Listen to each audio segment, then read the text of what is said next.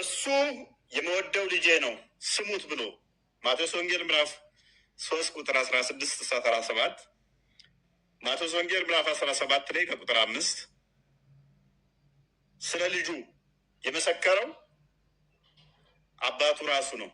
ልጄ ብሎ ልጄን ስሙት የሚላችሁን አድርጉ ብሎ ዕብራውያን ምዕራፍ 1 ቁጥር 5 እስከ 14 እስከ 12 ስለ ልጁ የመሰከረው ራሱ እግዚአብሔር ነው። የማንም ምስክር አያስፈልገንም። በቃ የአጋንንት ምስክር ኖ፣ የዛፍ ምስክር ኖ።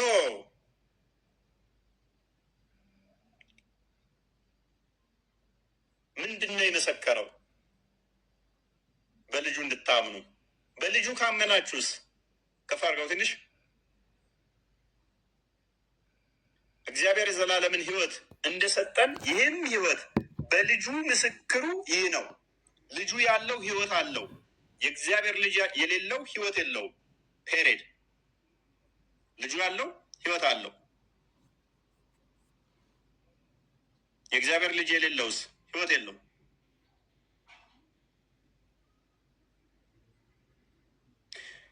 የዘላለም ሕይወት እንዳላችሁ ታውቁ ዘንድ በእግዚአብሔር ልጅ ስም ልታምኑ ይህን ጽፌላችኋለሁ።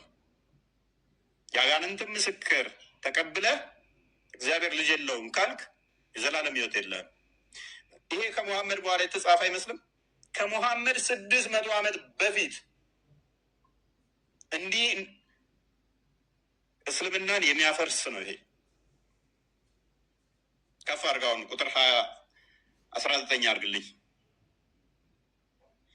ኦኬ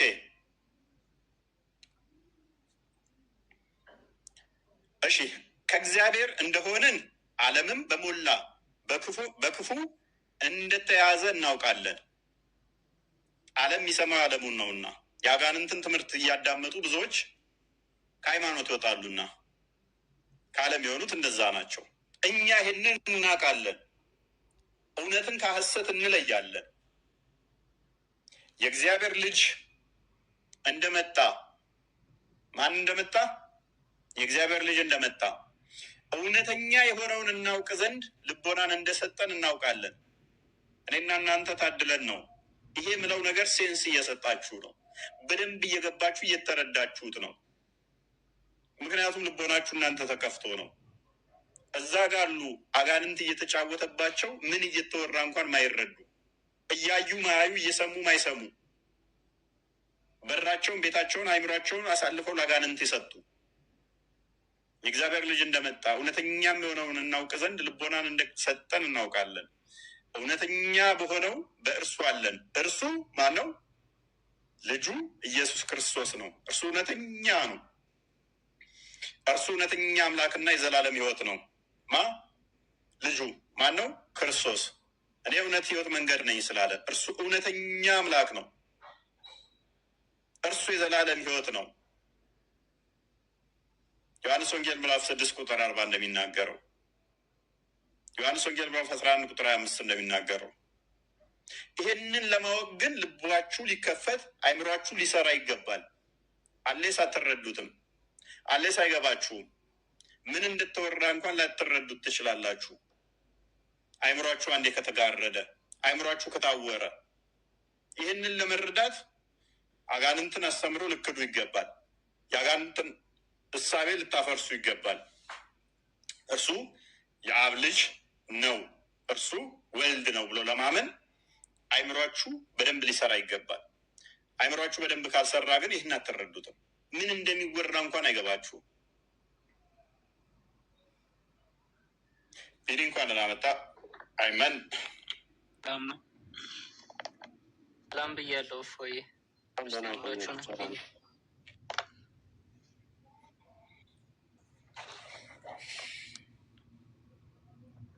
ቀጥሉ።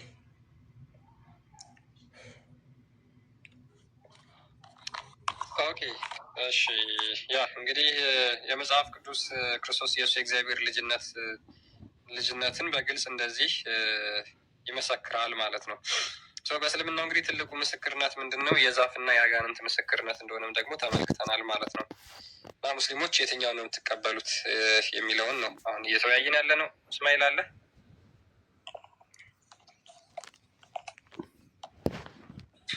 እስማኤል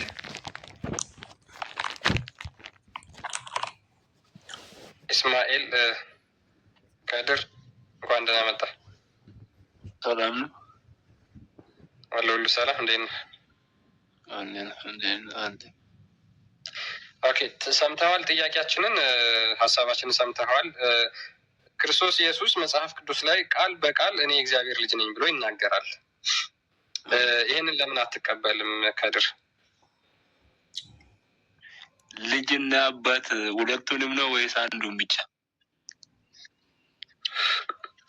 ልጅን ከተቀበልክ አባትን ትቀበላለህ፣ ግዴታ ነው። ምክንያቱም ክርስቶስ ኢየሱስ ሁለት አይሆንም ታዲያ? አንድ ችግር የለውም፣ ወደ እሱ እንመጣለን። ክርስቶስ ኢየሱስ የአብ የዘላለማዊ ቃሉ ነው። ያ ቃሉን ደግሞ ልጅ እንለዋለን ማለት ነው። ፈጣሪ ከቃሉ ተነጥሎ ተለይቶ የነበረበት ጊዜ የለም። ፈጣሪ ከቃሉ ተለይቶ የነበረበት ጊዜ ካለ ዱዳ ነው ልንል ነው ማለት ነው። ስለዚህ እኛ ደግሞ ያንን ዘላለማዊ አካላዊ የሆነውን ቃሉን ነው ልጅ የምንለው ማለት ነው። ዕብራውያን ምዕራፍ 1 ከቁጥር 1 እስከ 3 እንደሚናገረው ማለት ነው። ያ ዓለማትን የፈጠረው ልጁ ማለትም ቃሉ እሱን ክርስቶስ ኢየሱስ በኋለኛው ዘመን በስጋ ተገለጠ ብለን እናምናለን። ስለዚህ አንተ መጽሐፍ ቅዱስ ቃል በቃል የሚለውን ትቀበላለህ ወይስ አትቀበልም? መሐመድ አሁን ብዙ ጊዜ ቃል በቃል መጽሐፍ ቅዱስ ላይ እስኪ እንደዚህ የሚል አምጡ ብላችሁ ስለምጠይቁ ማለት ነው። እነሱ እኔ እኮ እኔ አላልኩም፣ እነሱ ያው ለማዛባት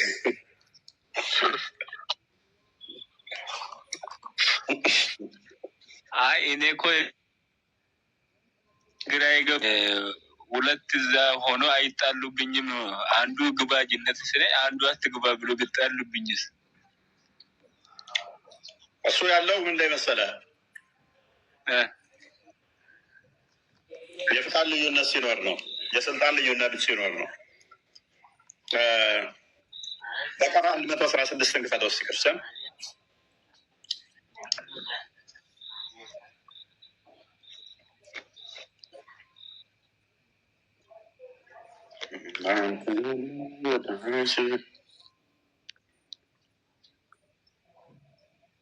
አላህ ልጅ አለው አሉ። ጥራት የተገባው አይደለም። በሰማያት በምድር ያለው የእርሱ ነው፣ ሁሉም ለእርሱ ታዛዥ ናቸው አለ። ልጅ ካለኝ አይታዘዘኝም ብሎ ያምናል አላህ። አሁን ይሄ ምንድነው? እሱ አላህ ልጅ የለውም። ፍራቸው ምንድነው? እሱ አንተ እንዳልከውን ይጣላሉ ነው። ምክንያቱም አንደኛው ይለዋል። ይሄ የሙስሊሞቹ ሎጂክ ነው። አንደኛው ላይ ነው የምታወራው። አይልም አዘ አይልም ዘ እኮ አንድ በውስጤ ያለ ሁሉ የእርሱ ነው፣ ሁሉም ለእርሱ ታዛዦች ናቸው። ስለዚህ ልጅ ካለኝ አይታዘዘኝም ነው በተዘዋዋሪ 1935 እንፈተው።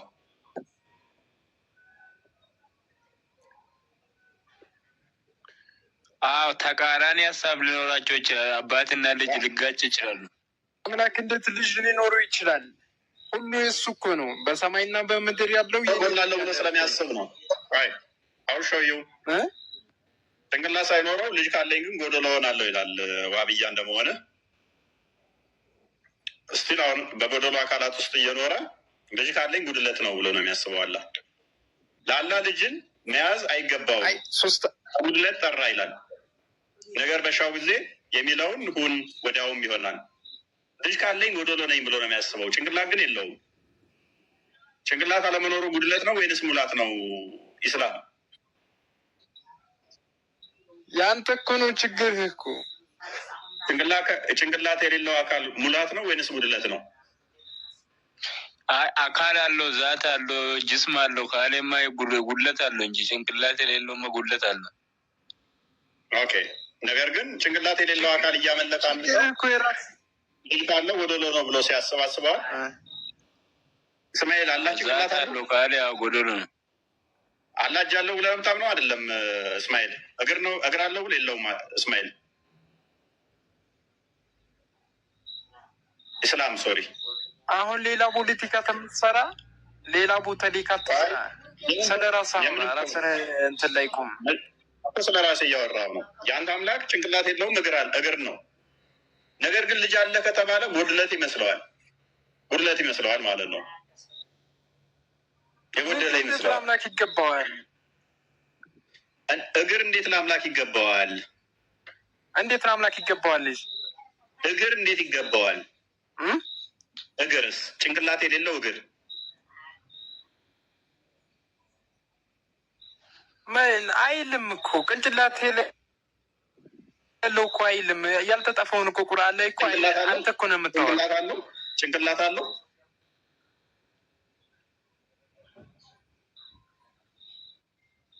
አልተገለጸም። ቁርአን ላይ ካልተጻፈ ደግሞ እኛ እንትን አንልም። ስለዚህ ላይኖረው ይችላል ጭንቅላት።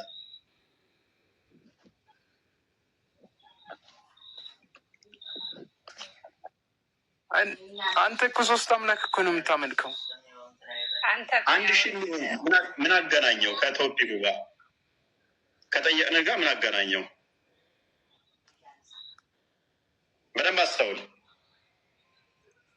በደንብ አስተውሉ። ሱራ 17 111 ና ሊክፈትልኝ ክርስቲያን። አይ ቲንክ ጥቅሶች ተምታተውብኛል። ኦፎይ 23:91 ላይ በደንብ ይገልጸዋል። እሱ ጥቅስ ነው የፈለግኩት። 23:91 ነው የፈለግኩት። 1993 አይደለም እያልኩኝ ከራሴ ጋር ሙግት ውስጥ ነበርኩኝ። አንድ ነገር ልንገርህ። ቆይ አንዴ እችን ጥቅስ እናንብባት። አላህ ምንም ልጅን አልያዘም አልወለደም። ቴንኪው ቢኒ። እችን ጥቅስ እየፈለግኳት ነበር። ከእርሱ ጋርም አንድም አምላክ የለም። ያን ጊዜ ሌላ አምላክ በነበረ አምላክ ሁሉ በፈጠረው ነገር በተለያየ ነበር። ከፊላቸው በከፊሉ ላይ በላቀ ነበር። አላህ ልጅ ካለው እርስ በርሱ ይደባደባል ብሎ ያስባል። እኔ ነኝ የሚበልጠው እርስ በርሳቸው ማለት ነው። እኔ ነኝ የሚበልጠው ፋይት። ከዛ በኋላ ጥርሳቸው ሊቦራረሹ ይችላል። እንደዛ ብሎ ነው የሚያስበው። ይጣሉም ታዲያ ለምን ይጣላሉ?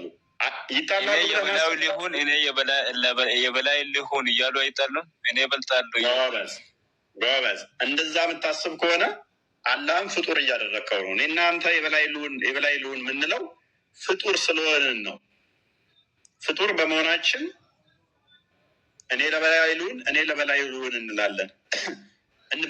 የመበላለጥ ያንን ፍላጎት ስላለን ማለት ነው። ኢተርናል የሆነ ዘላለማዊ የሆነ ፈጣሪን ግን በፍጡር እሳቤ ያስበኸው እርስ በርሳቸው ይጣላሉ ልጅ ካለ ብለህ ማሰብ በጣም የወረደ ነው የሚሆነው። በጣም የወረደ ሀሳብ ነው የሚሆነው።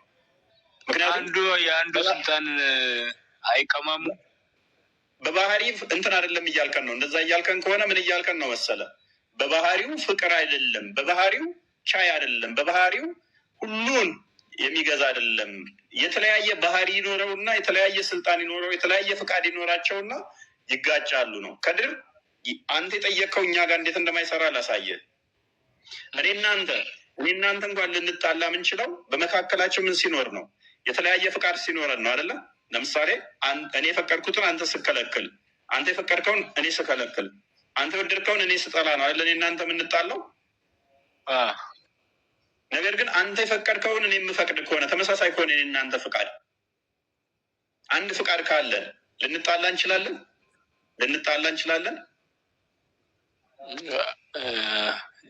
አንድ አይነት የፈጣሪ ስለሆነ አንድ አይነት ፍቃድ ካለን እንጣላለን።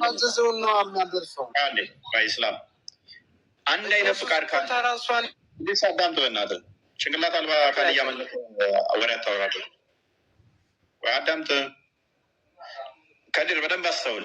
ተመሳሳይ ፍቃድ አንድ ፍቃድ ካላቸው እኔ እናንተ እንኳን አንድ ፍቃድ ካለን እኔ እናንተ ልንጣላ ልንለያይ ላንስማማ ምንችለው በፍቃድ ከተለያየን ነው።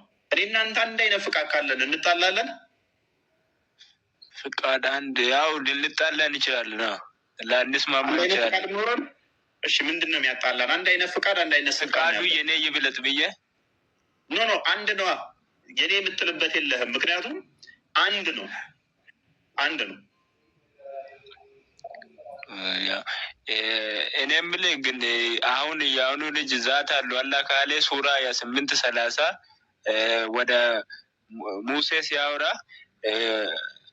እንጨቱ ላይ ቆሞ ነው እንዴት አካሉን ግዝፈቱን እንዴት ተሸክሞ ነው ብለህ ጠይቅልኝ እስቲ። አሁን አካል አለው። እሺ እጠይቀዋለሁ። የእኛን አንዴ ልመልስላችሁ። እዚህ ጋር አላህ ልጅ ቢኖረው እርስ በርሱ ይጣላል ይላል። እኛ ጋር ይሄ በአካል ሶስት ብለን ስናምን አይጣሉም እንዴ እንደዚህ አይሆንም እንዴ የሚለው የፍቃድ የባህሪ ስልጣን ልዩነት ሲኖራቸው ነው ጠብ ሊመጣ የሚችለው። አንድ ፍቃድ ብቻ አለችው ደግሞ የለም ብሏል። አዳምጥ እስኪ። አንዲት ፍቃድ፣ አንዲት ስልጣን፣ አንዲት አገዛዝ ስላለ ዮሐንስ ወንጌል ምዕራፍ 16 ቁጥር 15 አንድ ክፈትልኝ።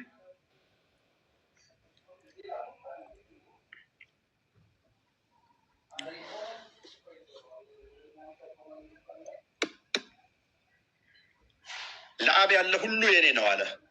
አብ ያለው ሁሉ ወልድ ካለው የኔ ይበልጣል የኔ ይበልጣል አይመጣውም። በደንብ አስተውሉ። አብ ያለው ሁሉ ወልድ ስላለው፣ ወልድ ያለው ሁሉ አብ ስላለው፣ አብ የሚያደርገውን ሁሉ ወልድ ስለሚያደርግ፣ ወልድ የሚያደርገውን ሁሉ አብ ስለሚያደርግ የፍቃድ ልዩነት የለም፣ የስልጣን ልዩነት የለም። ዮሐንስ ወንጌል ምዕራፍ 17 ቁጥር 10 እንክፈተው። አብ ያለው ሁሉ ወልድ አለው፣ ወልድ ያለው ሁሉ ወልድ ያለው ሁሉ አብ አለው፣ አብ ያለው ሁሉ ወልድ አለው። ቫይስ ቨርሳል ማለት ነው። ሁለቱ ብቻ ናቸው። የኔ የሆነ ሁሉ በደምብ አዳምጥ። የኔ የሆነ ሁሉ ያንተ ነው። ስለዚህ አብ የሚያደርገውን ሁሉ ወልድ ያደርጋል። ወልድ የሚያደርገው ሁሉ አብ ያደርጋል። አብ የሚያደርገው ሁሉ ደግሞ ወልድ ያደርጋል። የስልጣን የፍቃድ ልዩነት የለም። ጠብ ሊኖር አይችልም። መንፈስ ቅዱስ አለ። መንፈስ ቅድም እኮ ያነበብኩልህ እኔ ውስጡ ይነግራቸዋል ነው የሚለው። እያየኸው ነው ፕሊስ እኮ ከእሱ ወስዶ ነገረ ማለት እሱ ስላለው መንፈስ ቅዱስ መጥቶ ደግሞ ይነግርሃል። መንፈስ ቅዱስ ደግሞ ከእነሱ አይለይም ማለት ነው። አብ ያለው ወልድ ካለው፣ አብ ያለው ወልድ በሙሉ ካለው፣ ወልድም ያለውን አብ በሙሉ ካለው ልዩነት የላቸውም ማለት ነው። መንፈስ ቅዱስ ደግሞ ያንን ሲነግርህ መንፈስ ቅዱስ የአብን የወልድንም ቢነግርህ አንዲት ፍቃድ አንዲት ስልጣን ትሆናለች ማለት ነው። በሶስቱ መካከል የፍቃድ የስልጣን ልዩነት አይኖርም ማለት ነው። ሎክ የእኔም የሆነ ሁሉ ያንተ ነው፣ ያንተውም የኔ ነው፣ እኔም ስለ እነሱ ከብር ያለው ከዚህም በኋላ በዓለም አይደለሁም እርሱም በዓለም አይደሉም፣ እኔም ወደ አንተ ምናምን እያለ ይቀጥላል። ኔስ ብዙም አይታየኝም። ስለዚህ አንዱ ያለውን አንዱ አለው። የፍቃድ የስልጣን ልዩነት ስለሌለ ጠብ አይመጣም። አማልክት የሚሆኑት የፍቃድ የስልጣን ልዩነት ሲኖር ነው። አንድ መለኮት አለ ብለን ነው የምናምነው። አንድ አምላክ አለ ብለን ነው የምናምነው። አሁን ወደ ቶፒኩ መልሰው። አንድ አምላክ ኢስላም ይነግራቸዋል። ከአብ ውስጡ ነው የሚናገረው። ኢየሱስ ክርስቶስ ከአባቱ ውስጡ ነው። ጅማሮ አለው ማለት ነው። ይሄ ደግሞ ጅማሮ አለው ማለት ነው። ጅማሮ አለው ነው የሚለው። አሁን እዚህ ተረጋጋ። ከአብ ወስዶ ይነግራል። ዩሰዳ ይበላ፣ ምን ችግር አለው? የአብ ቃሉ እኮ ወልድ ነው። የአብ ቃሉ ራሱ እኮ ወልድ ነው። ራሱ ክርስቶስ እኮ ነው። የአብ ቃል ራሱ ክርስቶስ ነው። ከአብ ነግራችኋለሁ ቢል ምን ችግር አለው? ቃል የአብ ቃሉ ደግሞ ራሱ ወልድ ስለሆነ ማለት ነው። ራሱ አይናገርም ማለት ነው። ክርስቲያን ራሱ መናገር በእናትህ ተረጋጋ። ሱራ 8:30 ክፈት በል ውስጥ እንዴ ሱራ 8:30 እሺ ክፈትለት። 28:30 ወደዛ ከሄዱ በፊት ግን ከድርንም ሆነ ሙስሊሞችን አንድ ትንሽ ጥያቄ ልጠይቃቸው። ከድር ይሰማል? አምላክ በባህሪው ቅዱስ ነው፣ ከኃጢአት ሁሉ የጎደለ ነው ብለህ ታምናለህ? ከኃጢአት እንዴት? ኃጢአት የሚባል ነገር እሱ ጋር አይደርስም። ወይም ከኃጢአት የጎደለ ማለት ኃጢአት አይሰራም ማለት ነው። ንጹህ ነው ብለህ ታምናለህ? በውስጡ ምቀኝነት አለበት አምላክ? በባህሪው ምቀኛ ነው? በባህሪ እንዴት ምቀኝነት እንዴት ሊኖረው ይችላል? ስለዚህ የለበትም፣ ንጹህ ነው። ከዚህ የጸዳ ነው አይደል? አንተ ጋር እናወራም። ተውፊቅ ጋር ግባና አውራ። አንተ ጋር እናወራም። አንተ ቢኒ ዝም በል። እስላም አንዴ ቆይ፣ ትንሽ ደቂቃ ብቻ ጠይቄ ነው ፕሊስ። አንተ ጋር እናወራም። አናወራም። አታወራም። አንተ መድኃኒዓለም ምንድን ምን ሆነ ነው? አታወራም። ታውቀኛለህ እንዴ? ምን አድርገህ አታወራማ አታወራማ አውቃለሁ።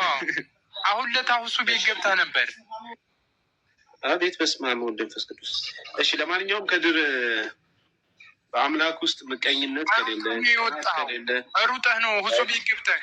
ኧረ በእኔ ምን ሆኖ ነው የልጅ አሟል እንዴ? በመድኃኒዓለም እሺ እንዴት የጠራውን እሱ አስተቀጣይ ከሆነ ከዚህ የተሻለ ጭንቅላት አይኖረው ጋይድ ያ ለማንኛውም ከድር የምነግርህ ነገር ምን መሰለህ፣ አምላክ በውስጡ ቅናት ከሌለ፣ ምቀኝነት ከሌለ፣ ኩራት ከሌለ ልጅ አይ ቅናተኝነትማ ቅናተኛ ነው እንጂ አምላክ ይቀናል እኮ። አንተ እሱን ትተህ ሌላ ወደ ሌላ ቅናተኛ ነው የምትለው? ቀና አምላክ ነው እንጂ ቅናተኛ አምላክ አይደለም። ቀናኝ ነው። አይቀናም አምላክ ይቀናል እኮ። የእናንተ በምንድን ነው የሚቀናው? አሁን ለምሳሌ እሱን አለማምለክ ትተህ ስትሄድ ይቀናል አንተ። አይ በባህሪው አይደለም። ይሄማ እኮ ኃጢአት ስለሆነ ነው። በኃጢአት ይቆጣል ማለት ነው። ቀናኝ ማለት እኮ በኃጢአት ይቆጣል ማለት ነው እንጂ እኮ በባህሪው በውስጡ ግን ቅናት አለው እያለ አይደለም። በባህሪውማ የለውም፣ ግን በሰው ልጆች ሊቀና ይችላል። እምነት በሰው ልጆች ኃጢአት ቆይ ስሜት የለውም አላልኩም። በሰው ልጆች ኃጢአት እግዚአብሔር ሊቆጣ ይችላል፣ ሊቀና ይችላል። በባህሪው ግን በቅድስና አይቀናም እግዚአብሔር። ለምሳሌ በቅዱሳን ይቀናል። በቅዱሳን እነሱ ከኔ እኩል ይሆናሉ ብሎ ይቀናል? አይቀናም። እኔ እየጠየቅኩ ያሉት እሱን ነው። ልጅ ቢኖረው ልጁ መቼም ልጁ ኃጢአተኛ አይደለም አይደለ? ስለዚህ በልጁ የሚቀና ከሆነ ልክ እንደ ሰው ባህሪ ነው እያልከው ነው አይደለ? ስለዚህ አምላክ ልጅ የለውም እንጂ ልጅ ቢኖረው ኖሮ ቅድም እየተነበበልህና በእነሱ መካከል ቅናት ይኖራል፣ አንዱ በአንዱ ይበላለጣል ብሎ አላህ ከተናገረ አላህ በባህሪው በቅዱሳን በሆነው በልጁ እንኳን ይቀናል ማለት ነው። እንደዛ ነው። ስለዚህ በአምላክነቱ አይደራደርም። ስለዚህ አላህ ፍጹም አይደለም ማለት ነው። በባህሪው ፍጹም አይደለም፣ በቅድስና ነገር ሁሉ ይቀናል ማለት ነው አይደል? በአምላክነቱ አይደራደርማ። በአምላክነቱ ይደራደራል አይደለም እያልኩ አንዴ ቆይ አንዴ ይቻላል። እሺ አንዴ መላእክቶችን ታውቃቸዋለህ አይደለ? መላይካኖች በተሰጣቸው ስልጣን ይቀናናሉ። እነሱማ ስልጣን አግኝቶ ነው እኮ እነሱ ተሰጥቷቸው ነው እንጂ ኖሯቸው አይደለም። መጀመሪያ በባህሪያቸው ይቀናናሉ። በባህሪያቸው በተሰጣቸው ስልጣን ይቀናናሉ። አንዱ በአንዱ ይቀናል። ስለተሰጣቸውማ በተሰጣቸው መልክ ይቀበላሉ። ገባኝ። አንዱ በአንዱ ይቀናሉ ወይ? በተሰጣቸውም ቢሆንም በባህሪያቸው ቅናት አለባቸው ወይ ነው እያልኩ ያሉት። ሰይጣን ለምሳሌ መላእክት ነበረ ስለ ቀና ወረደ። ሶስት አይደሉም እኮ የሚቀናኑት። አላህ አንድ ብቻ ነው። ቆይ እኔ በቃ አላህ አንድ ነው። ማን ጋር ነው የሚቀናው? አንድ አጭር ስቴትመንት እየገባቸው አይደለም። ያ አልገባቸውም። ምን አጭር ስቴትመንት ላስቀምጥና ወደ ውይይቱ ይመለስ። ባይዘዌ አምላክ በባህሪው ውስጡ የለበትም ቅናት። በቅዱሳን አይቀናም፣ በቅድስና አይቀናም። ስለዚህ ልጅ ቢኖረው ልጁ የእሱ ቅዱስ ስለሆነ በልጁ አይቀናም። እንኳን አምላክና መላእክት እንኳን እርስ በርሳቸው መቀናናት የለባቸውም በባህሪያቸው። ስለዚህ አላህ በውስጤም ቅናት አለብኝ ልጄ አምላክ ቢሆን ኖሮ በእኔና በልጄ መካከል መገፋፋት ይኖራል ብሎ ማሰቡ በባህሪው ቅዱስ አይደለም ማለት ነው። በባህሪው ቅዱስ ካልሆነ ደግሞ አምላክ ሊሆን ስለማይችል ማለት ነው። እንዲህ ብሎ የሚያስበው የፍጡር ባህሪ ነው። አውጣ ማስረጃ በመድኃኒዓለም ቀጥሉ። በቃሽ። ወደ ቶፒኩ ክርስቲያን፣ ወደ ቶፒኩ መልሱ። ክርስቲያን ከፍቼ ላለሁ ከድር ምንድነው አንብቦ አይታይ። እሺ አላህ አይ ቲንክ በወጣትም ጊዜ ከሸለቆ ቀኝ ዳርቻ ከዛፊቱ በኩል በተባረከችው ስፍራ ውስጥ ሙሳ ሆይ እኔ የዓለማት ጌታ እኔ አላህ ነኝ በማለት ተጣራ ይላል። ከዛፊቱ ላይ ማለት ነው። እሺ አካል ካለው እንትኑ አትሰበርም። እንዴት ተቀምጦባት ነው እንጠይቆ ልጅ ኢስላም ነው። ጅስም ካለው እስቲ ከፍቶ ያወራል። ኢስላም ያው መልሱልኝ። ምን ላይ እንዴት ቆሞባት ነው ወይስ እንዴት ነው ያወራ? ጅስም ካለው እዛ ላይ እንዴት ነው ያወራ?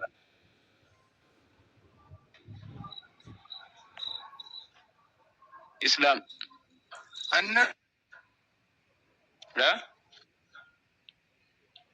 እነሱ እራሱ ያንብብ አንብቧል እኮ ምን እዛ ላይ ቆሞ ነበረ? እንዴት ነበረ እያልኩህ ነው። እሱም አንብቧል እኮ ዛፉ ላይ ነበር እንዴ? ቂያማ ቀን ነው ይሄ፣ የቂያማ ቀን ነው። ረውቀት የቂያማ ቀን ነው። ከሙሳ ጋር ያወሩት የቂያማ ቀን ነው። እውቀት ሞልቶ ሲፈስ ይሄ ነው። አሁን እኛን ሲሰድብ የነበረው እኮ ማንም ቤት አላደረገ። ማንም ምን አወርተ ምን አውቀ ከሙሳ ጋር ያወራው የቂያማ ቀን ነው ብለህ ያልክ ሰውዬ አንተ ማንም ቤት የሚያደርገ? አሁንም ቤት አደረጋችሁ እንዳትል። ማንም ቤት አላደረገም። ቤትም አይደለም። አውራ መለስ አሁን ቆይቶ ሚት አድርጋችሁኛል ይላል። ሚት አይደለም ግን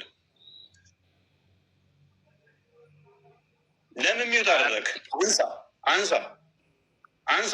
እኔ እጄ ሌላ ቦታ ነው ያለው። ምን ልትሆን ነው ሚት ያደረገው? አንሳው ማይክል። ያው አንሳ። ማንም ሚት አደረገ? አንተ አሁን ማለት ነው ያውን እኛ ሙስሊም ተሰብስበ ከምትል ቆይ ልናገራ፣ እኔም ልናገር፣ አንተም እዚህ ጋር ቤትክ ስለሆነ ተራውን ጨርስ። ሚዩት አድርጊ። በቃ ጣልቃ እንዳገባ ኢስላም አቅምህን እንዲካወቅ ደግመህ ጣልቃ እንዳገባ ሚዩት አድርገህ ጸጥ ብለህ ተማር። ውጣ። በዛችሁ ሹብርክ ብለህ ወደ ቶፒኩ መልሰው ክርስቲያን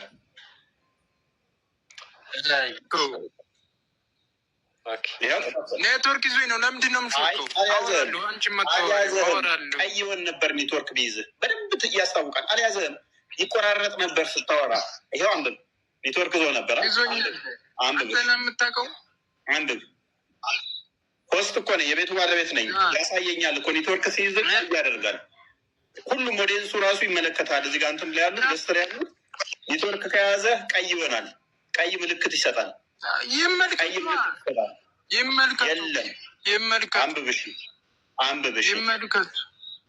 አንብብ። እሺ መልስለት ለከድር በቃ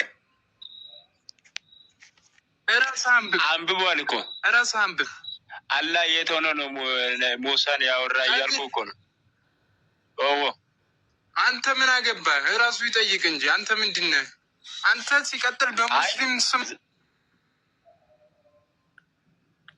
አንተ ከዲር ማለት ነው። አሁን አንተ ሙስሊም ነክ ስም ከዲር ነው የሚባለው እንጂ ሙስሊም የት ነበር? ምን ላይ? የእንጨቱ ላይ ነበረ። ሙስሊም የት ነበር? አንተ ሙስሊም አይደለህም። አንተ አትጠይቀኝም። ሲቀጥል በሙስሊም መልስለት። ሙስሊም አይደለም። እሺ መልስ። ሙስሊም አይደለም መልስለት። አዎ ሙስሊም አይደለም መልስለት። ሌላ ፖለቲካ ልትሰራ መልስለት። ሙስሊም አይደለም። ስለ እምነትህ ምን አገባ አንተ? መልስ።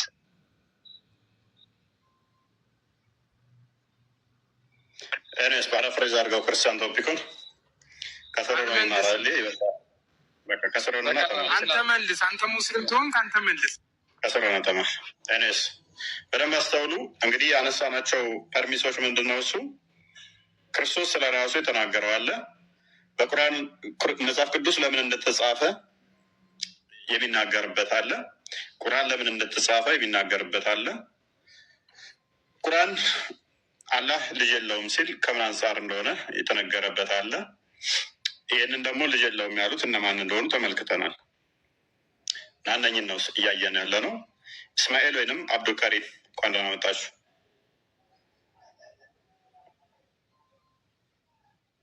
እስማኤል ወይንም አብዱልከሪም ሙስሊሞች ከሆናችሁ ማይካችሁን አንሱ።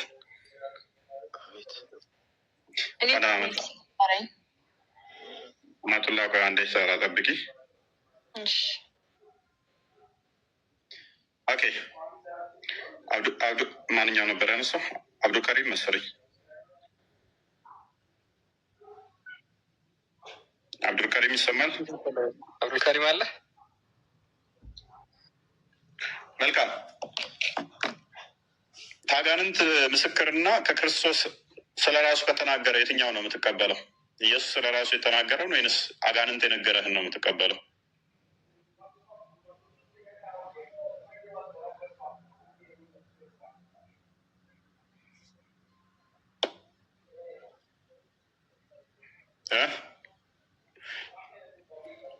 ከሪም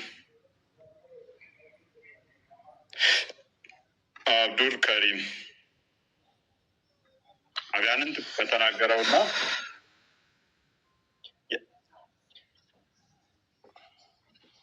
ኦኬ አንዴ እሺ፣ የአጋንንትን ምስክር ለምን ልታምን ቻልክ?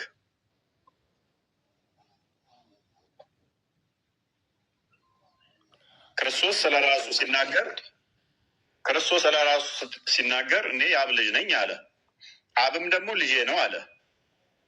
ሐዋርያቶች እንዳለ እርሱ የአብ ልጅ ነው ብለው መሰከሩ። እውነት ብላችኋል፣ ትክክል ነው፣ እኔ የአብ ልጅ ነኝ አለ። የመጣሁትን በስጋ የአጋንንትን ትምህርት ላፈርስ ነው አለ። ከ600 ዓመት በኋላ ደግሞ አጋንንቶች ያንን ትምህርት የተሳሳተ ትምህርት ለሙሐመድ እዛው መጡ።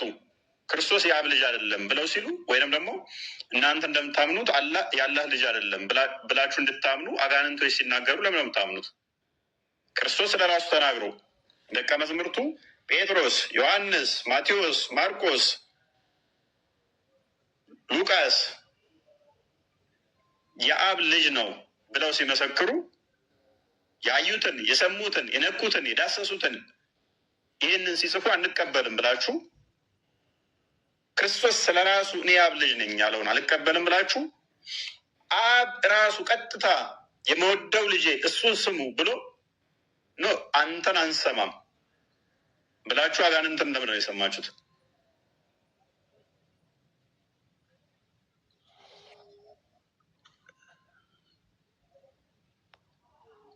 ይበራ ስላልሆነ ነው። ችግር የለውም። አብዱልካሪም ቀጥል እስኪ። የእሱ የማይሰማው እያወራ ስላልሆነ ነው። ይሄ ከተሰማ ችግር የለውም። ከስራ ይሰማል። አይ ኖ ያንተ ይሰማል፣ የእሱ አይሰማም አሉ። ወጣ በቃ። አይ እሱ እንኳ እያወራ አይደለም፣ ዝም እኮ ነው የሚለው። መልስ እየሰጠ አይደለም። ያ አመቱላ ይሄንን አሁን እፎ እየጠየቀውን ጥያቄ መልሽ። እኔ ጥያቄ ነበረኝ ካስተናገዳችሁ። አመቱላ ጥያቄው መልሽ። ይቀድሚ አንድ ሁለቴ መተሽ ጠይቀሻላ፣ ላስታውሽሻለሁ። አንተ ነው የጠየቀኝ እኮ አይደለም? ያልጠየቅኩ አይደለም ነው ያለው። አዎ ግን አንተ ነው የጠየቀኝ። ምን ጠየቅሽ? ምን ጠየቅሽ? የጠየቀኝማ ነብስ ሰለም በምን ምሳሌ ናቸው በየትኛው ቁርአናዊ ምናምን የሚለውን አውርተን ነበር የሆነ ጊዜ። ምሳሌ ነው አላስታውስም። በምን ምሳሌ ናቸው ብዬ ምንድነው አርአያነታቸው ምናምን በሚል አውርተን ነበር እና ቁርአን ላይ ስለ እሳቸው ያወራውን ነገር ምናምን ብለኸኝ አውርተን ነበር። የተወሰነ ነገር ብቻ ጠይቀከኝ ነበረ፣ ሙሉውን ባላስታውሰውም።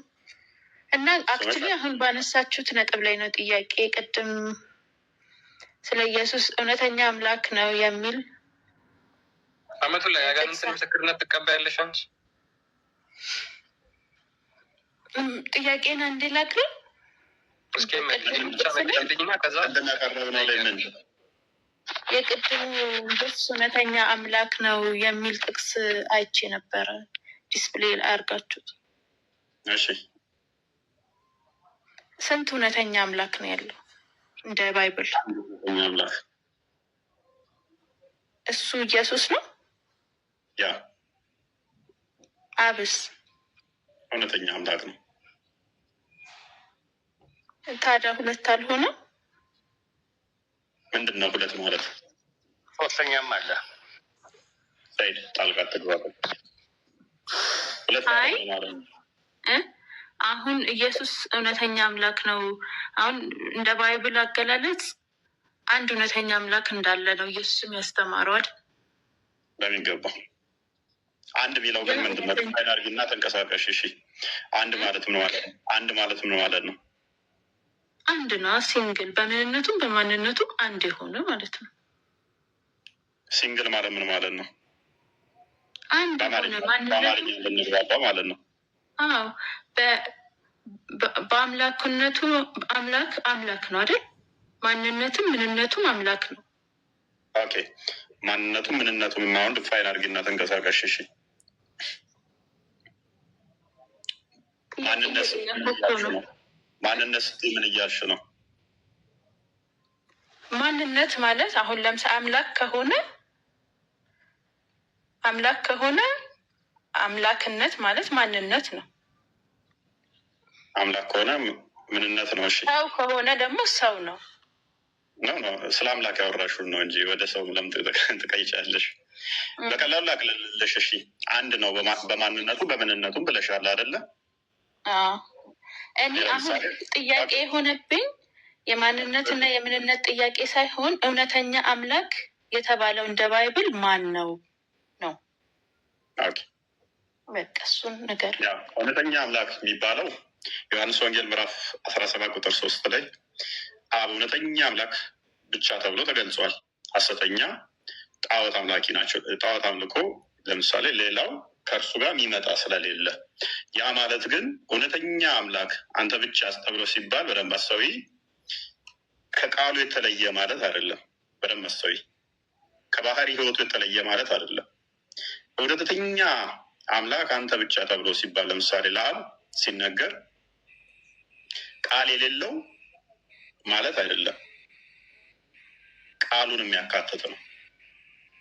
ጣዖትን ኤክስክሉድ የሚያደርግ ነው። ጣዖትን የሚያስወግድ ነው። እውነተኛ አምላክ ብቻ ሲባል እውነተኛ አምላክ ነህ ሲባል ከቃሉ ጋር ነው እንጂ ቃል የሌለው ነጠላ አብ ስንል አብ ባልንበት ስለ ባህሪው አላወራሁም እኮ እፎይ። የምን ባህሪ? ለምሳሌ አብ ማለት ምን ማለት? አይ አሁን እኔ አሁን እውነተኛ አምላክ ሲባል ከቃሉ የተለየ ነው የሚል እምነት የለኝም። አካላት እኮ እየነገርኩሽ ነው። እኔም እምነት የለኝም። አይ ሚስ አንደርስታንድ እንዳታደርገኝ ብዬ ነው። አላደረግኩሽም። ቃሉ የተለየ ነው የሚል እምነት የለኝም። ጎበዝ፣ እንደዛ ከሌለሽ በደንብ አስተውይ። ኢየሱስን ነው እኛ በስጋ ሲመጣ ያንን ቃሉን ያበን ቃል አሁን በደንብ ገብቶሻል ማለት ነው። ስለዚህ እውነተኛ ኢየሱስ ሰው ነው። አንተ ጅል ጣልቃ ትግባ አንተ። ስለዚህ አብን እውነተኛ በእናት ጣልቃ ትግባ አስወርደው በቃ። ስለዚህ በደንብ አስተውይ። አብ እውነተኛ አምላክ ተብሎ ሲባል ያለ ቃሉ እንዳልሆነ ገብቶሻል። እዛ ላይ ተተግባባን። ቃሉን ነው ኢየሱስ በስጋ ሲመጣ ኢየሱስ ብለን የምንጠራው። የባህሪ ህይወቱን ነው፣ የአብን የባህሪ ህይወት ነው መንፈስ ቅዱስ ብለን የምንጠራው። ስለዚህ አብ እውነተኛ አምላክ ሲባል ያለ ቃሉ ያለ ህይወቱ አይደለም። ስለዚህ ለቃሉም እውነተኛ አምላክ ተብሎ ይነገራል ማለት ነው። ለባህሪ ህይወቱም እውነተኛ አምላክ ተብሎ ይነገራል ማለት ነው። ለአብ የተነገረው ለወልድ ይነገራል ማለት ነው። ምክንያቱም በአካል ሶስት ብለን ስለምናምንኛ። ምክንያቱም አሁን ለምሳሌ አንቺ አላህ እጁ እውነተኛ አምላክ አይደለም ብለሽ ታምኛለሽ ብዬ አላስብም። ጭንቅላቱ ነጣጥለን አንልም። አላህ እውነተኛ አምላክ ከሱ ውጭ ሌላ አምላክ እንደሌለ እናምናለን። እንደዛ አካላቱ የተያዘ ነው። አካላቱ የተያዘ ነው። አይ እኛ ስለ አካላቱ አናወራም። አላህ ራሱ በራሱ በገለጸበት መልኩ ነው የምንገልጸው። አመቱላ እሱ በጣም ከባድ ይሆንብሻል። ምክንያቱም ያልተያዘ ከሆነ አላወራም ማለት ትችያለሽ፣ እንደ ማደንዘዣ ልትጠቀሚው ትችያለሽ ለአንቺ። አሁን ለምሳሌ ከከፈተልኝ ክርስቲያን እስኪ ቀጥ ያለሽ አንዴ ተረጋጊ። እፎይ ቀጥል ፕሊስ፣ ተረጋጊ። በቃ ወደ ራሷ እንዲገባባት እየፈለገች ስላልሆነ እፎይ ሀሳብን ቀጥል፣ ጨርስ አውራ። ያ አሁን እንዲሁ እንትንን እኛ እንደዚህ ዝም ብለን ነው የምናልፈው። እኛ ጋር ጥያቄው ሲመጣ ዝም ብለን እንሸሸዋለን ከሆነ ለአንቺ ሊሰራ ይችላል። በቃ ዝም ብለሽው መከተል ማለት ነው። እኛ እንደዚህ አይነት እምነት የለንማ፣ አይገናኝማ። እፎይ ለዛ ነው ያልኩህ እኮ። ምንድን ነው የምታምኙ ብዬ ድፋይን አድርጊ። እሺ አካላቱ የተያዘ ነው የተነጣጠለ? እኛ እንደዚህ አይነት እምነት የለንም እኮ እያልኩህ። እጃለ የለውም። እኛ እንደዚህ አይነት እምነት የለንም። አላህ በማንነቱም በምንነቱ አንድ ነው። እሱን አላህ እጃለ የለውም። አንዴ ጥያቄ ልጨርስና ወደዛ እንገባለን። ምክንያቱም አምላክሽን አታውቂም እኮ። ስለዚህ እጅ አለው፣ እግር አለው፣ ባት አለው፣ ፊት አለው፣ ወዘተ ቃል አለው። ቃሉ ምን ውስጥ ነው ያለው አታውቁም። እጁ ምኑ ጋር ነው ያለው አታውቁም። እግሩ ምኑ ጋር ነው ያለው አታውቁም። እሱ ለማምለክ እኮ እሱ እኮ አዳምጪ። ምክንያቱም አንገት ከሌለው ከታች ባት አለ። አዳምጪ አመቱላ በደንብ ስላሳወስኩሽ እኮ ነው ቅድም እንትን ያልኩሽ። ከዚህ በፊት ጠይቀኛል ሽል ጠየቅኩሽን። ተረጋጊና አዳምጪ። ጭንቅላት የሌለው ፊት አለ። አንገት የሌለው እግር አለ። የተያያዘ ከሆነ እሱ ፍጡር ይሆናል። በደንብ አስተውሉ። የተያያዘ ከሆነ ስትራክቸሩ አንድ ከሆነ ያለበትን ነገርማ አታውራ።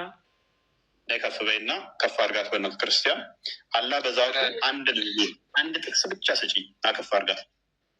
ኖ ዌይ አንዴ እሺ፣ ጥያቄ ለምንስል ማርጋትና እፎይ አይደለም አንዴ እኛ ማናምንበትን ነገር ከመናገር ማለት ነው። አመቱላ አንቺ አሁን ክርስቲያን ቆይተዋት አንዴ አንቺ እንደምታምኝበት አላህ በዛቱ በደንብ አስተውይ፣ በዛቱ አንድ ነው የሚል አይደለም። ከቁርአን ከሐዲስ ከሰጠሽኝ አደንቅሻለሁ። እሺ አንዴ ጥያቄ ልጨርስና ማናምንበትን እያልሽ ስለሆነ ምክንያቱም አላህ ላይ ምንም የምታውቂው ነገር የለም። የእኛን ጥያቄ ደግሞ አታውቂውም አናምንበትም እያልሽ ነው። ምንድን ነው ማታምኚው? እስኪ እኔ የተናገርኩት ስህተት የሆነ ማታምኝበት ምንድን ነው? የማይገናኝ ነገር ነው። እኛ በማንነት ሶስት የሚል እምነት የለንም። እያወዳደርክ ነው ያለ። አላህ አካላቱ ስንት ናቸው? ስንት አካላት አለው? እንዴ አንዴ አንዴ ጥያቄ የአላህን አካላት ብዛት ከነገርሽኝ ንጽጽር አቆማለሁ። እኔ ባይዘ በደንብ አስተውሉ። እዚህ ጋር ያላችሁ የአላህ አካላት ብዛቶች አዳምጪ 1000 የሚሆን ቢሊየን የሚሆን 1 የሚሆን የአላህ አካላትን በአካል አላህ ይሄን ያህል አካላት አለው ብለሽ ከነገርሽኝ አንድ የቁርአን አያ ከሰጠሽኝ ንጽጽር አቆማለሁ። አላህ ስንት እንደሆነ አይታወቅም። ይኸው ንጽጽር እኔን አስቁሚኝ። ትልቁ ላይ ነሽ። ቀጥይ። ጥያቄን አንድ ያስመልስልኝ። ኦኬ ቴንኪው። በቃ ይሄ ነው እስልምና፣ ይሄ ነው። ኤኒዌይስ በደንብ አስተውሉ። እኛ ጥያቄና እሱ እኮ አይገናኝም። እንደዚህ አይነት ድድብናማ አይጠናወትሽ እህታችን። አላህ ስንት እንደሆነ ቆጥረሽ ነኝ። በመጀመሪያ እኛ አምላክ በባህሪ ሉክ እንደኛ አካላቱ የተሰካከ ሆነ የተገጣጠሙ ነው። አንድ የምትለዋን ኮንሰፕት ዘና እንመጣ በኩነት ወይም ኦንቶሎጂካሊ አብ ልብ ብለን እናምናለን። ቃል ልጁ ብለን እናምናለን። ያ የባህሪ ህይወቱን ደግሞ መንፈስ ቅዱስ ብለን እናምናለን። ሶስት አካል ስንል ከዚህ ነው። አንድ ፍቃድ፣ አንዲት ስልጣን፣ አንዲት አገዛዛለች ብለን እናምናለን። የእናንተን ይሄ ቦዲ ስትራክቸር ያለውን ቁጥር እኔ አንድ እባላለሁ፣ አላህም አንድ ይባላል። እጅ አለኝ እኔ፣ አላህም እጅ አለው። እጆቹ የተገጣጠሙ ጭንቅላት ግን የሌለው አንገት የሌለው እግር ብቻ ያለው እሱን አይምሯችሁ ውስጥ እዛችሁ መጣችሁ ስንት ነው አትበሉ። እግሩ እዛ ጋ ነው፣ ጭንቅላቱ እዛ ጋ ነው፣ ፊቱ እዛ ጋ ነው፣ አይኑ እዛ ጋ ነው። ቃሉ ምን ውስጥ ነው ያለው አታውቁትም። ስንት አካላቶች አሉት? አንድ። ምኑ ነው አንድ? እንደኔ ደምራችሁ ቆጥራችሁት ከሆነ ጉድ። እንደኔ ደምራችሁ እንደዚህ ድምሩ የአካላት ስብስብ ጭንቅላት የሌለው አንገት የሌለው ወገብ የሌለው ታፋ የሌለው ብልት ይኑረው አይኑረው ማይታወቅ እሱን ደምራችሁ አንድ ካላችሁት እናመሰግናለን። የአብ የባህሪ ቃሉ፣ የአብ የባህሪ ክንዱ፣ የአብ የባህሪ እጁ ወልድ ብለን እንጠራለን። የአብ የባህሪ ህይወቱን መንፈስ ቅዱስ ብለን እንጠራለን። እኛ በጣም ኢዚ፣ በጣም ሲምፕል፣ የእኛን ለመረዳት ምንም አይከብድ እና እንደዛ ነው። ወደ ቶፒኩ መልሰው አላህን ቆጥራችን ሰማቸው። ያ በነገራችን ላይ ልጅቷ አንድ ደቂቃ አላህ ላይ ማውራት አችልም። በቃ ተጭነውባቸው የመጡ ጥያቄ ያለ ክርስትና ላይ እሱን ነው አይምሯቸውን ሚሞራይዝ አድርገው የሚመጡት። አላህ ላይስ አንድ የሚያውቁት ነገር የለም። እርግጠኛ ሁኝ የምነግርህ እፎይ፣ አሁን 3 ደቂቃ ወሬ ብትላት ስላለህ አታወራ። 3 ደቂቃ ማለት ነው። በአንድ ደቂቃ ግን 1000 ጥያቄ ጠይቂ ብትላት ትጠይቃለች። ለምን? የሚያጨማልቁት ይህን ስለሆነ ማለት ነው። ስለዚህ አላህ ላይ ማውራት የምትችል ከሆነ አሁን መግባት ትችላለች። የጠየቃት ጥያቄ ላይ እፎይ ማለት ነው። ስፔሻሊ ርዕሳችን ላይ ማውራት የምትችል ከሆነ መግባት ትችላለች። ስለዚህ የተጫነባችሁን ብቻ አራግፋችሁ ለመሄድ አይደለም። ሙስሊሞች እንደ ጋሪ ፈረስ እንደ አህያ የተጫነባችሁን አራግፋችሁ ለመሄድ አትምጡ። ኦኬ፣ ለማገናዘብ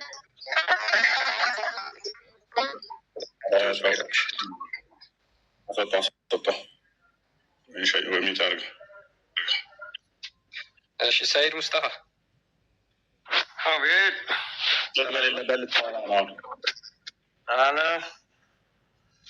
ሴት በሌለበት ልታወራ ነው። ቀጥል። እንዴት ነፎ? እንዴት ነህ? ሰላም ነው አለን። ተላ ለማ አሰልምም እንዴ ስለምን አሰልምም? ተላ እኔ ደደብ አይደለሁም። ነብይ የሚከተሉ ደደቦች ስለሆኑ ሳያል ቡካሪ 19:13 ላይ ተከታዮቼ መሀይም ናቸው ስላለ እኔ መሀይም ስላለው እንኳን አልከተለውም። ግባ ቶፒኩ ላይ የክርስቶስ ምስክርነት ቅላ ስላለ እኮ ነው። አዳምጥ። ክርስቶስ እንደዚህ አለ፣ እኔ አብ ልጅ ነኝ አለ። አጋንንቶች ለመሐመድ እንዲህ አሉት፣ አላህ ልጅ የለውም አሉት። የክርስቶስን ንግግር አልቀበልም ብለህ አጋንንትን ለምንድን ነው የተቀበልከው? ተላ ጀኖ ሊገባ ነው። አንተ ግን እዛው ጀሃንም ልገባ ነው። አየህ መሐመድም የት እንደሚገባ አያውቅም።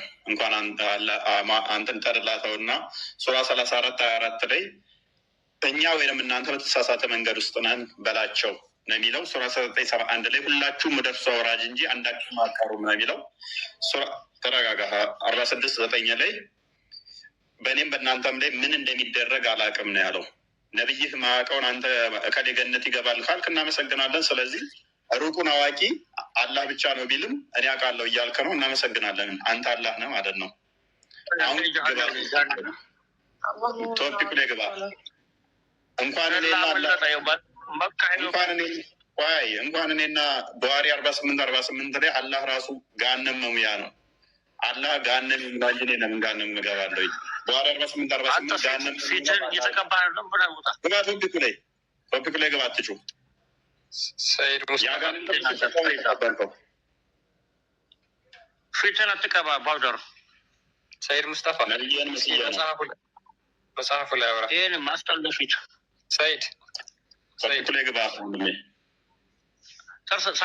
ሳቅ ነብይም መስላለሁ አልስቅም። እሱም እንደኔ ሸራፋ ነው። ትከተለኛለህ። ከዛ በኋላ እውነት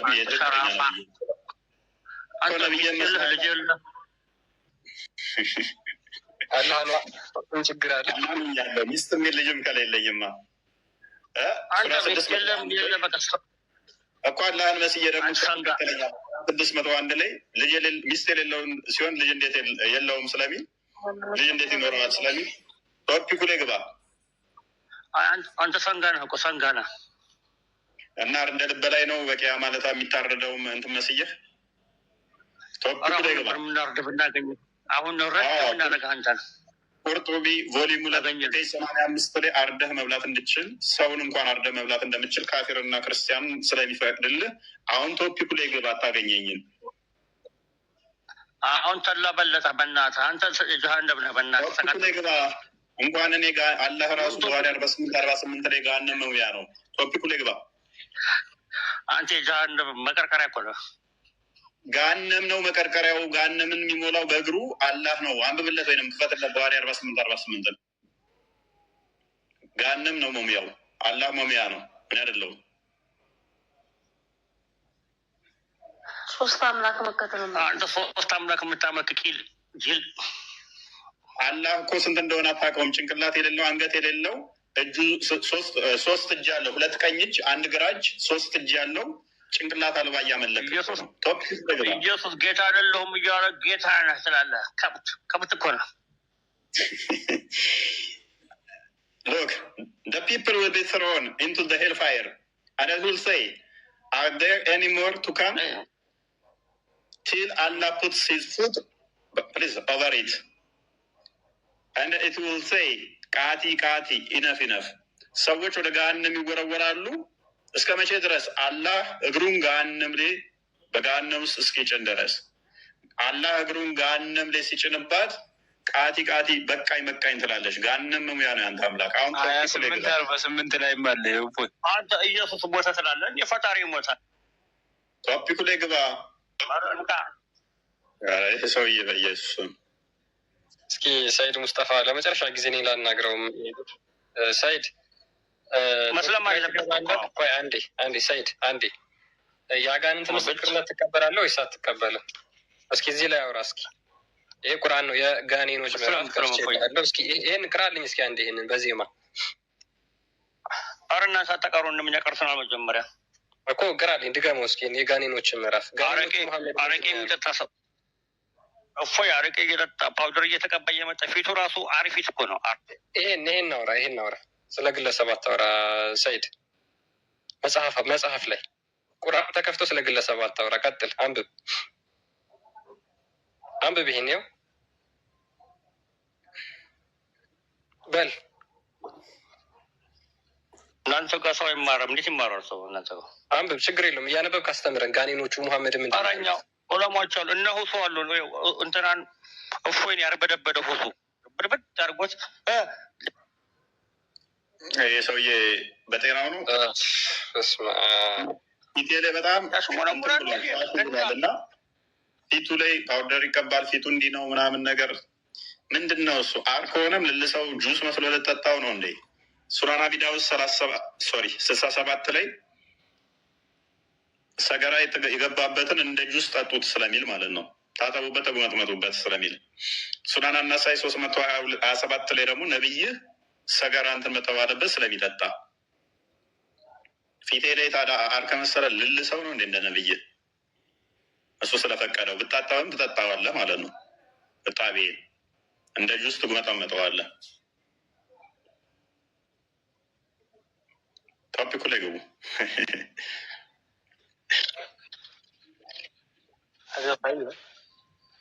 አመዲን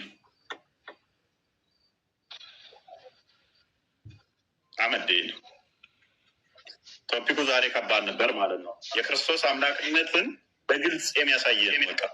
በግልጽ ልክዱት በማችሉት ሁኔታ የክርስቶስ አምላክነት ፍንትው ብሎ የሚታይበት ራሱ ስለ ራሱ እኔ የአብ ልጅ ነኝ ብሎ ተናግሮ አብ ስለሱ የአብ ልጅ ነው ብሎ የመጣው የአጋንንትን ስራ ሊያፈርስ መሆኑን በስጋ መገለጡ የአብ ልጅ የአጋንንትን ስራ ማፍረሻ ለማፍረስ ከሆነ ስለዚህ አጋንንት መጥተው ከዚህ 600 ዓመት በኋላ የአብ ልጅ አይደለም ቢሉን ኖ አልሐምዱሊላህ እንኳን ደህና መጣ።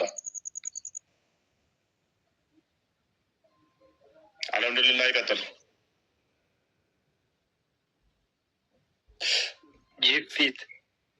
ጅብ እኮ ይበላል በእስልምና። አርደህ ልበላይ ነው።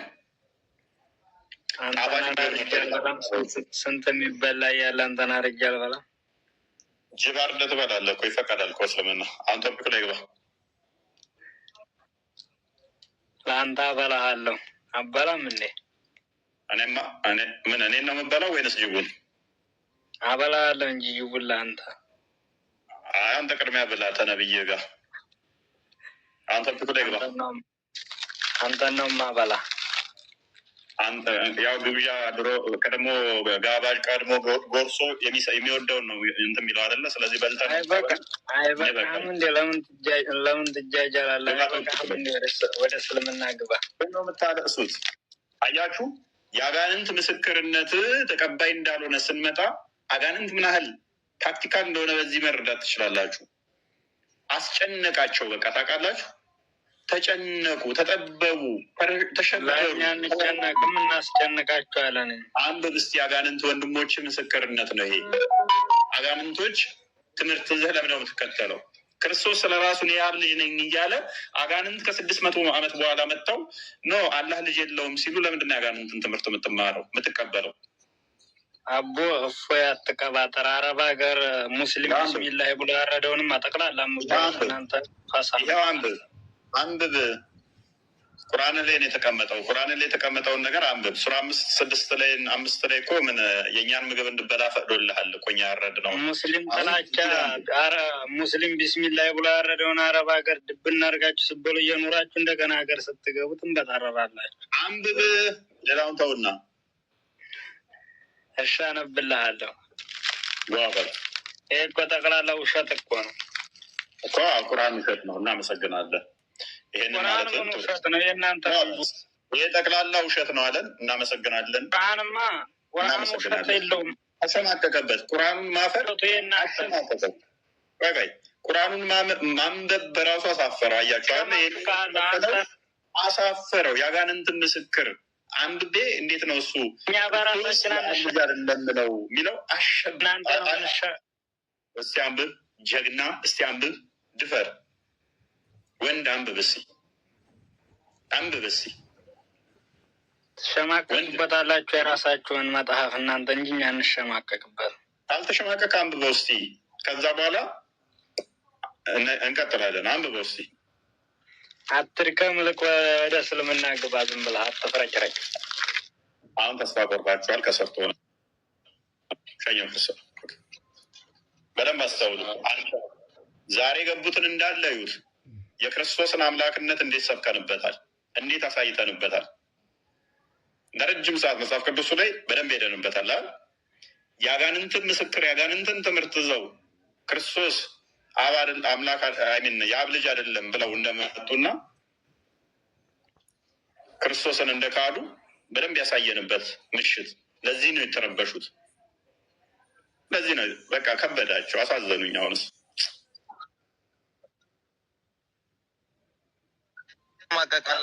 ለምን በአግባብ አትመልስም?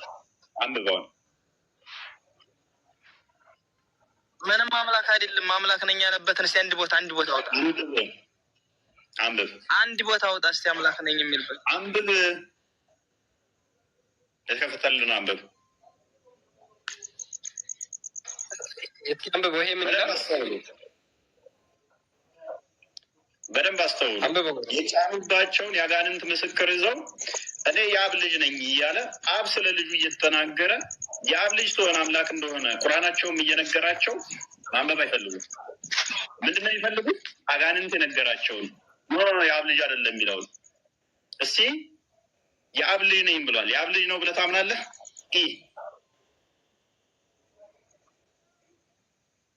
እስቲ ቁርአንን አንብብ። እስቲ እዚህ ጋር አላህ ልጅ የለውም ብሎ የነገረህ ማን ነው?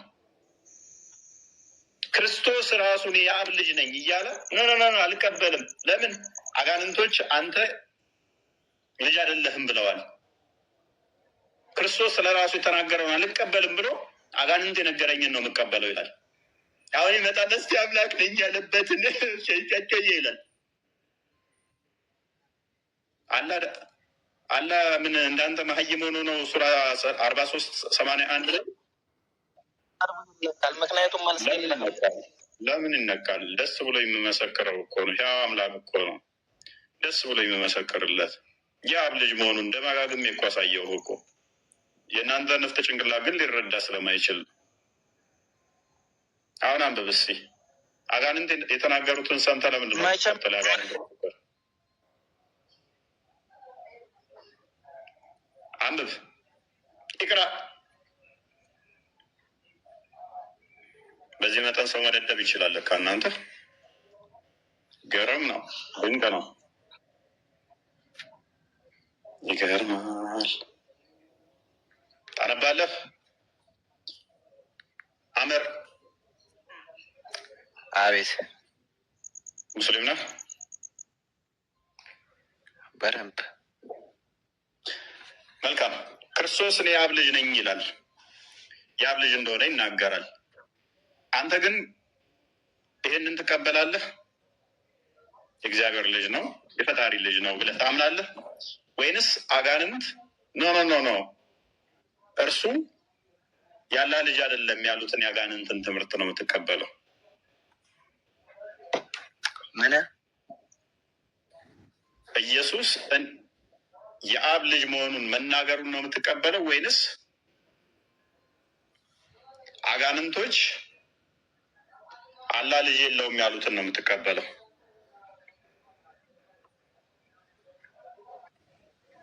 አጋንንቶች አላህ ልጅ የለውም ያሉትን ነው የምትቀበለው? ወይንስ ኢየሱስ እኔ የአብ ልጅ ነኝ ያለውን ነው የምትቀበለው?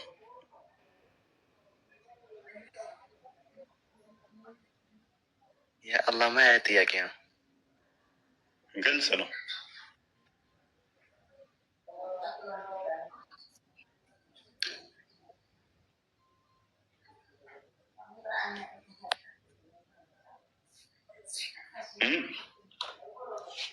ይከብዳል አይደለ? ወጣ ይከብዳል። ምክንያቱም አጋንንቶች ምን አሉ? አላህ ልጅ የለውም አሉ። ክርስቶስ ምን አለ? እኔ የአብ ልጅ ነኝ አለ። የትኛውን መምረጥ ይሻልሃል? ወደ ጤናማ ሰው ሲያስበው፣ ጤናማ አይምሮ ሲያስበው አይመጣውም፣ አይሆንም። አያበላም፣ አያስኬድማ፣ አይሆንም። ዛሬ አንተ ነርባቸውን እስኪ ስለ አምላክህን አንድ ጊዜ አስረዳ። እስኪ ስለ አምላክ መሆኑን እስኪ አስመስክር። ምን ፈለክ? ምን ልንገርህ? አምላክ ነኝ እኔ አምላክ ነኝ አምልኩኝ ያለበት ቦታ አንድ ጥቅስ አንተ እስኪ። አምላክ የመሰከረው እኔ አምላክ ነኝ በማለቱ ነው ወይ?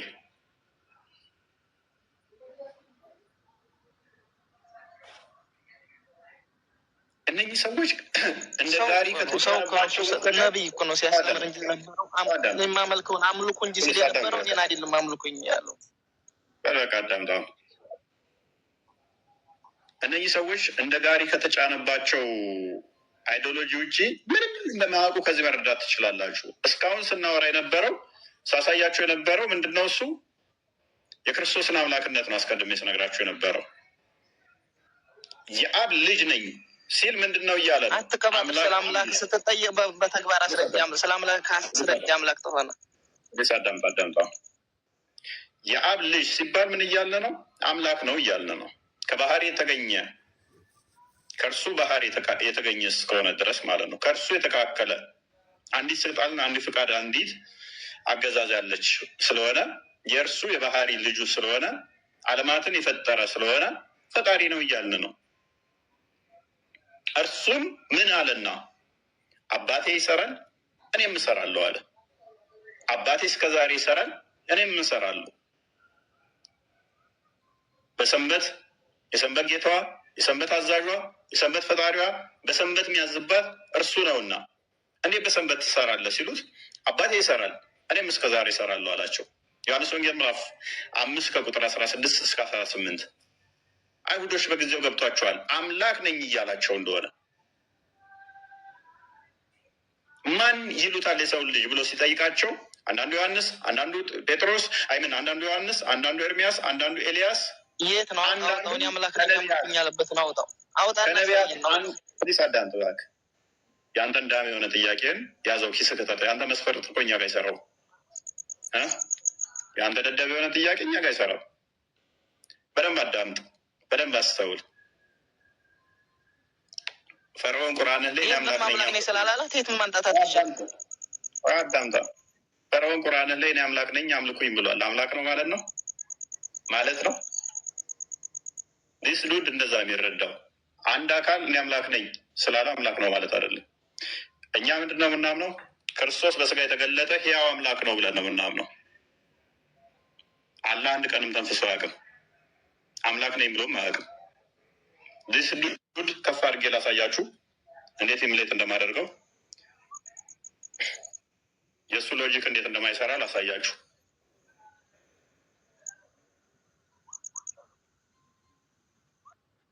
አንድ ጥቅስ ብቻ ለምን ወጣ? ሮጠ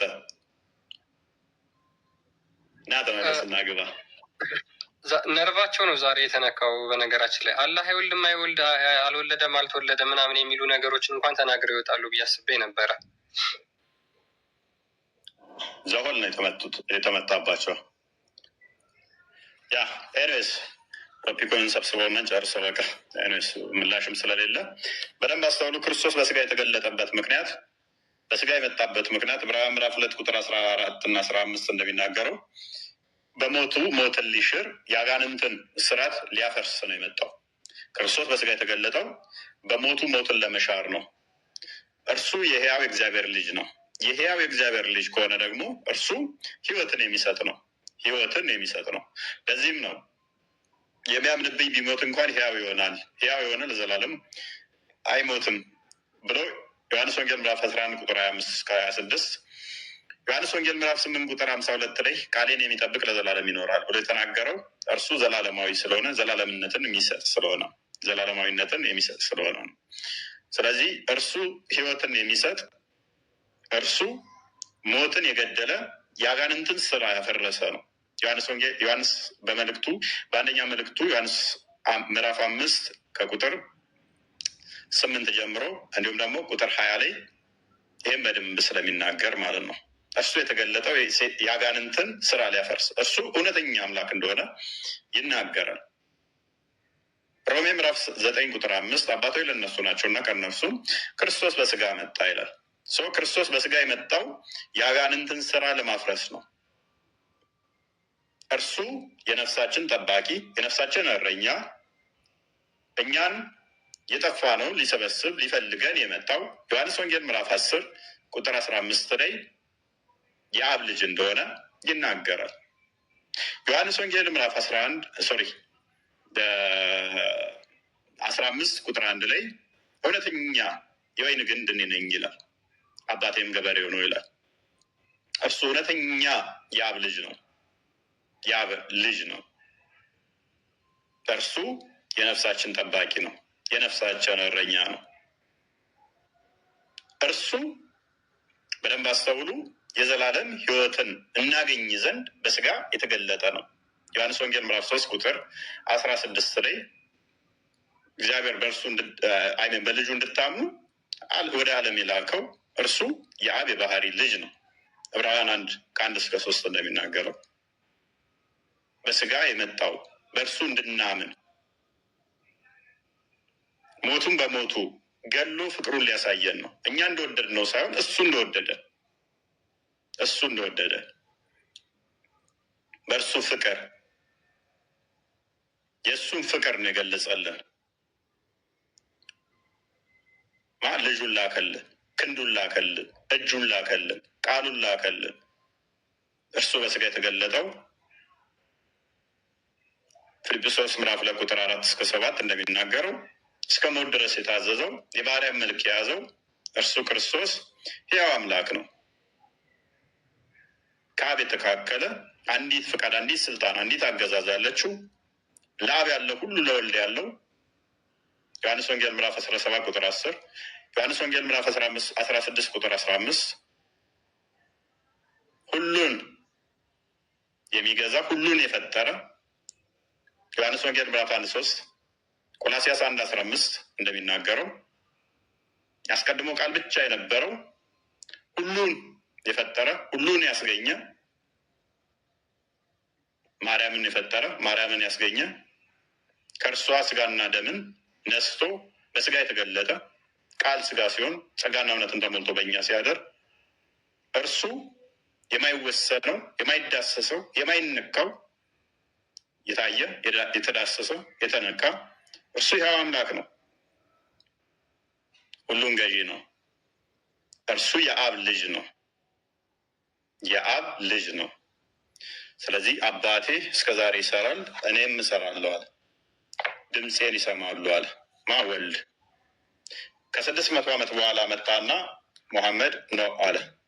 ዮሐንስ በአንደኛ መልእክቱ ላይ ምዕራፍ 1 አይ ቲንክ በዓይናችን ያየነው በጆሮአችን የሰማነው በእጃችን የዳሰስነውን እንጽፍላችኋለን አለ።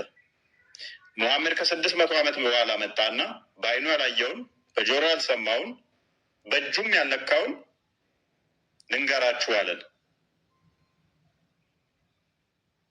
ዮሐንስ ወንጌሉን ወደ መዝጊያው ላይ ምዕራፍ 20:30 ጀምሮ ይሄ የተጻፈላችሁ እርሱ ክርስቶስ የእግዚአብሔር ልጅ እንደሆነ አምናችሁ እንድድኑ የዘላለም ሕይወትን እንድታገኙ ነው አለ። ቁርአን ከ600 ዓመት በኋላ መጣና ምዕራፍ 18:4 ላይ ምዕራፍ 18:4 ላይ ቁርአን የተጻፈው እግዚአብሔር አላህ ልጅ አለው የሚሉትን ሊያስፈራራ ነው አለ። ክርስቶስ የእግዚአብሔር ልጅ ነው ብለው የሚሉትን ክርስቶስ ምን አለ? እናንተ ብፁዓን ናችሁ።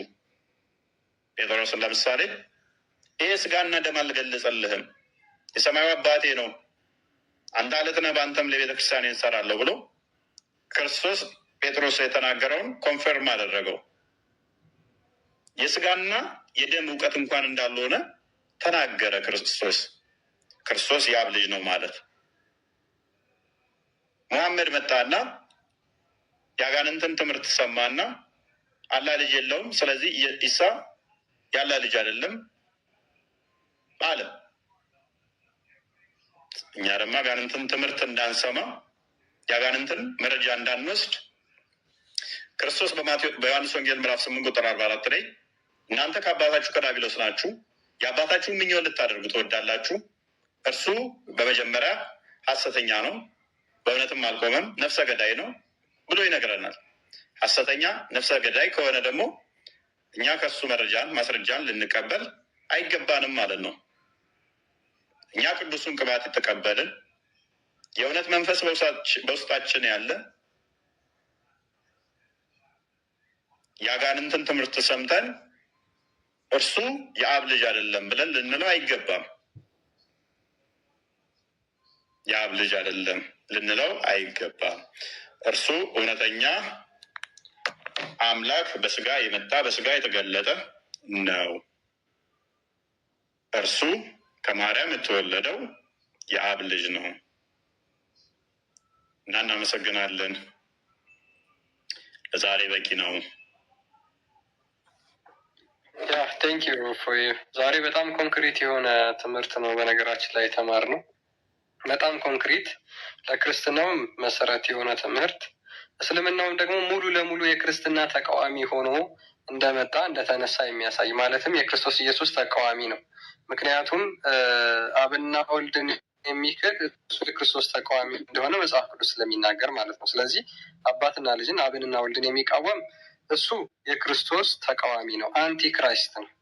ስለዚህ እስልምና ደግሞ ይሄንን ነው ተቃውሞ የተነሳው።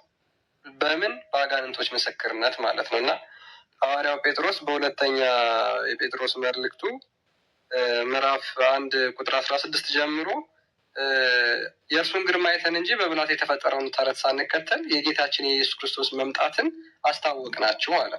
በምን የተፈጠረውን? በብልሃት የተፈጠረ ተረት አይደለም ሐዋርያቶች የያዙት የነበረው ትምህርት። ይልቁንም ከእርሱ ጋር የነበረው ሆነው እነዛን ነገሮች ሁሉ ተምረዋል፣ አይተዋል። ከገናናው ክብር በእርሱም ደስ የሚለኝ የምወደው ልጄ ይህ ነው የሚል ያ ድምፅ በመጣለት ጊዜ ከእግዚአብሔር አብ ክብርና ምስጋናን ተቀብሏል። እኛም በቅዱሱ ተራራ ከእርሱ ጋር ሳለን ይህ ድምፅ ከሰማይ ሲወርድ ሰማን ብሎ ይናገራል ሐዋርያው ጴጥሮስ ማለት ነው። ክርስቶስ ኢየሱስ እግዚአብሔር አብ በእርሱ ደስ የሚለኝ የምወደው ልጄ ይህ ነው ብሎ በመሰከረ ጊዜ ሐዋርያቶች እንኳን ይህንን ሰምተዋል። ይህንን ምስክርነት ተቀብለው አጽንተው ለእኛ ደግሞ አስረክበውናል ማለት ነው። መሐመድ ከ600 ዓመት በኋላ መጣና ምን አለ? አጋንንቶች እኮ አላህ ልጅ የለውም አሉኝ ብሎ ተነሳ ማለት ነው። ለአጋንንቱ ምስክሩ ደግሞ ማን ሆነ ማለት ነው? ዛፍ። ሙስሊሞች የሚበጃችሁን መምረጥ ትችላላችሁ። የዛው ሁለተኛ ጴጥሮስ ምዕራፍ 2 ላይ ከቁጥር 1 ጀምሮ ምን ይላል? ነገር ግን ሐሰተኞች ነቢያቶች ደግሞ በሕዝቡ መካከል ነበሩ፣ እንዲሁም በመካከላችሁ ደግሞ ሐሰተኞች አስተማሪዎች ይሆናሉ። ሉክ ቀድሞም ሐሰተኞች ነቢያቶች ነበሩ፣ በኋላም ደግሞ አሁንም ደግሞ አሉ፣ በኋላም ደግሞ ሐሰተኛ አስተማሪዎችና ነቢያቶች ይነሳሉ ብሎ ተናገረ። ይኸው የእነዚህ ሐዋርያቶቻችን ትንቢት ተፈጽሞ መሐመድ በ6ኛው ክፍለ ዘመን ሐሰተኛ ትምህርቱን የአጋንንት ትምህርቱን ይዞ ተነስተዋል ማለት ነው። የአጋንንቱን ትምህርት ይዞ ተነስቷል። ስለዚህ እኛ እግዚአብሔር አምላክ የመሰከረውን ስለ ልጁ የመሰከረውን ክርስቶስ ኢየሱስም ስለ አባቱ የመሰከረውን ነቢያቶችም ስለ እግዚአብሔር የመሰከሩትም ሐዋርያቶችም ስለ ጌታችን ስለ ኢየሱስ ክርስቶስ የመሰከሩትን ትምህርት የክርስትናችን ማዕከል አድርገን ይዘን እንቀጥላለን። አይ የአጋንንት ምስክርነት ይስማማኛል ካላችሁ ሙስሊሞች ትችላላችሁ። እግዚአብሔር አምላክ በሰጣችሁ ነፃ ፈቃድ ተጠቅማችሁ አጋንንትን መከተል ትችላላችሁ። ነገር ግን እሱ ሕይወት አይሆንላችሁም። መጨረሻችሁ ምንድነው የሚሆነው? ጥፋት ነው የሚሆነው መጽሐፍ ቅዱስ እንደሚናገረው ማለት ነው። እና ከዚህ ጥፋት ትድኑ ዘንድ እንጠይቃችኋለን። ፎይ ለዛሬ ብቃን። ቴንኪው።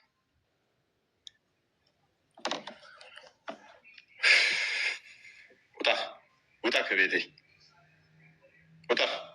ክርስቲያን ይቀየራል፣ ከዚህ ቤት ይባረር።